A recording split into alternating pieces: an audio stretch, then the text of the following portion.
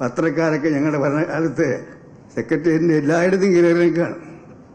ഇപ്പം എത്ര പേർക്ക് പോകാൻ പറ്റുന്നുണ്ട്? നിങ്ങൾക്ക് എത്ര പത്രപ്രവർത്തകർക്ക് പോകാൻ പറ്റുന്നുണ്ട്? അന്ന് എല്ലാവർക്കും ഫ്രീ, എവിടെയും പോകാം.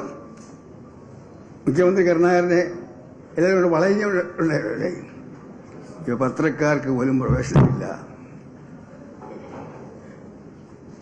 ജനങ്ങളെ കാണാൻ മടിക്കുന്ന ഒരു മുഖ്യമന്ത്രി.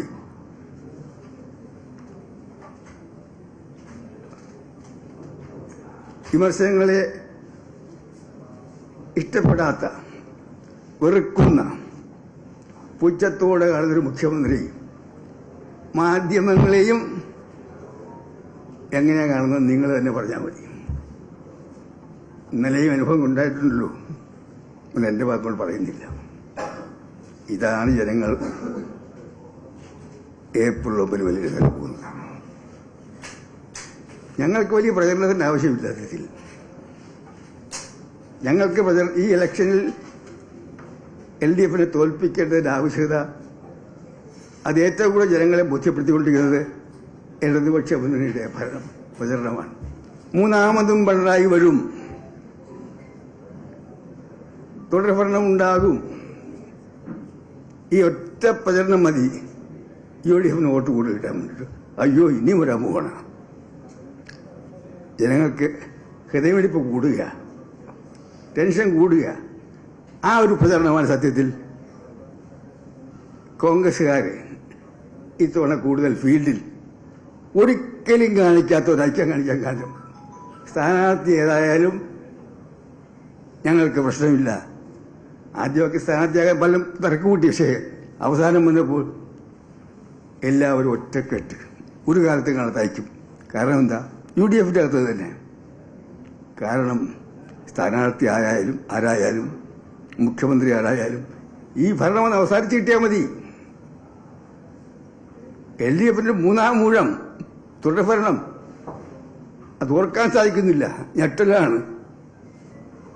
അങ്ങനെ അന്തരീക്ഷം ഉണ്ടാക്കിയിരിക്കുകയാണ്. 10 വർഷത്തെ ഭരണത്തിന്റെ സംഭാവനയാണ്. കേരളത്തിൽ ഇന്ന് ഒരു കാലത്തും കാണാത്ത ഐക്യത്തോടുകൂടി കെട്ടറപ്പോടുകൂടി UDF പ്രവർത്തിച്ചുകൊണ്ടിരിക്കുകയാണ്. ഇതാണ് കാരണം. എന്താ? കേരളത്തിൽ നിഷ്പക്ഷപാതികളായ ജനങ്ങൾക്ക് കോൺഗ്രസുകാരല്ല, UDFക്കാരല്ല, ഇടതുപക്ഷക്കാരിൽ തന്നെ ഗണ്യമായ വിഭാഗം ആൾക്കാർ ആഗ്രഹിക്കുന്നത് എന്താണ്? അവർക്ക് മൂന്നാം പിണറായി സർക്കാർ എന്ന് പറയുമ്പോൾ അവർക്ക് ഞെട്ടലാണ്. തുടർഭരണം എന്ന് കേൾക്കുമ്പോൾ ഞെട്ടലാണ്. അവരാഗ്രഹിക്കുന്ന ഭരണമാറ്റമാണ്. അതാണ് കേരളത്തിൽ നടക്കാൻ പോകുന്നത്. 10 വർഷം കഴിഞ്ഞു. ഇനിയൊരു മൂന്നാമെന്ന് പറഞ്ഞാൽ 15 വർഷത്തെ ഗവൺമെന്റ്, 15 വർഷത്തെ പിണറായി ഗവൺമെന്റ് അത് സഹിക്കാൻ താങ്ങാനുള്ള കരുത്ത് ജനാധിപത്യ കേരളത്തിലില്ല. കരുത്തില്ല. മോഡി പിന്താങ്ങി കൊടുക്കുന്ന ശക്തി കൊടുത്താലും കിട്ടില്ല. മോഡിയുടെ സപ്പോർട്ട് കൈത്താങ്ങ് കൊടുത്താലും ഇനി 15 വർഷത്തെ ഒരു പിണറായി താങ്ങാനുള്ള കരുത്ത് കേരള ജനതയ്ക്കില്ല. അവർക്കറിയാം മൂന്നാമത്തെ ഊഴം കൂടി തുടർഭരണം ഉണ്ടായാൽ അത് കേരളം കണ്ട ഏറ്റവും വലിയ മഹാദുരന്തമായി മാറും. മഹാദുരന്തം അതായി മാറാം. ദുരന്തം ഉണ്ടാകാൻ ജനങ്ങൾ ആഗ്രഹിക്കുന്നില്ല. ഞാൻ വിശദീകരിക്കുന്നില്ല. 10 വർഷത്തെ ഭരണത്തിലെ ഓരോ കാര്യവും വിശദീകരിക്കുന്നില്ല. ഒന്ന് ഞാൻ പറയാം. 10 വർഷം കൊണ്ട് കേരളം വളരെ പുറകോട്ട് പോയി. ഒരു കാലത്ത് തെക്കേ ഇന്ത്യൻ സംസ്ഥാനങ്ങളിൽ വികസന കാര്യത്തിൽ നമ്പർ 1 കേരളമായിരുന്നു. ഇപ്പോൾ കർണാടക, തമിഴ്നാട്, ആന്ധ്ര, തെലങ്കാന അവർ വികസനത്തിൽ മുന്നോട്ട് പോവുകയാണ്.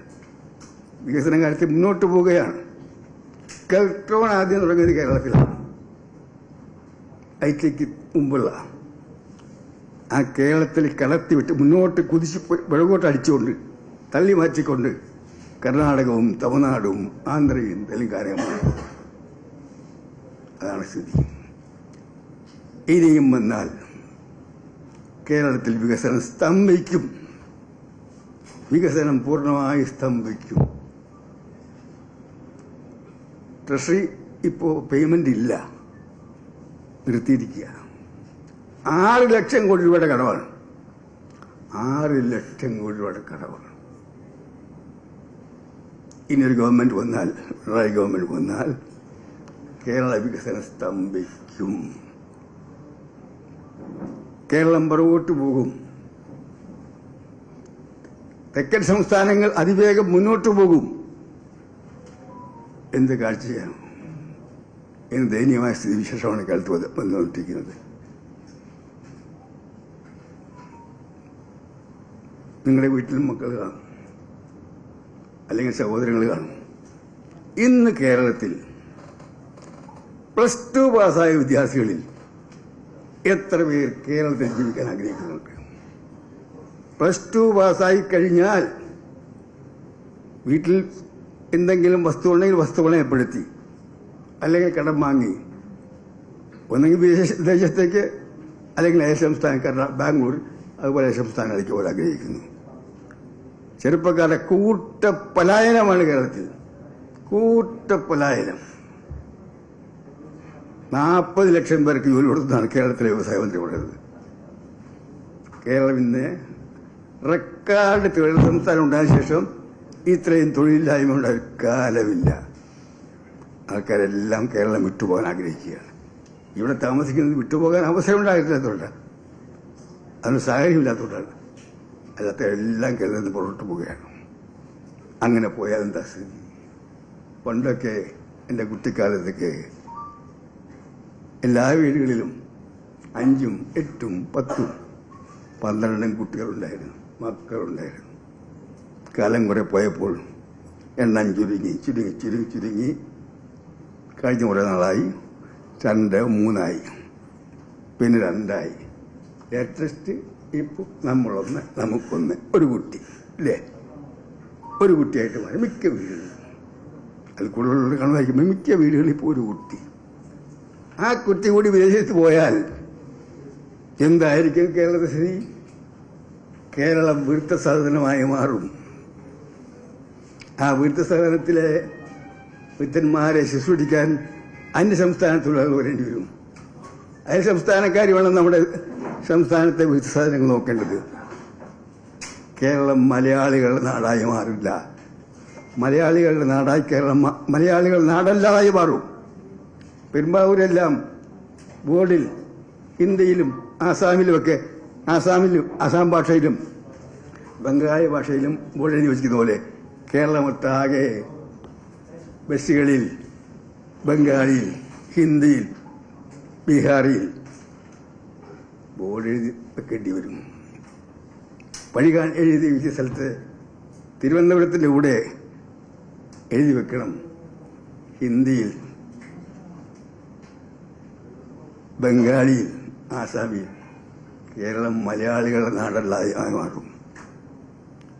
കേരളം അയൽ സംസ്ഥാനക്കാരുടെ നാടായിട്ട് മാറും. കേരള തനിമ നശിക്കും ഈ ഭരണം തുടർന്നാൽ. അതുകൊണ്ട് ഈ ഭരണത്തെ അവസാനിപ്പിക്കണം.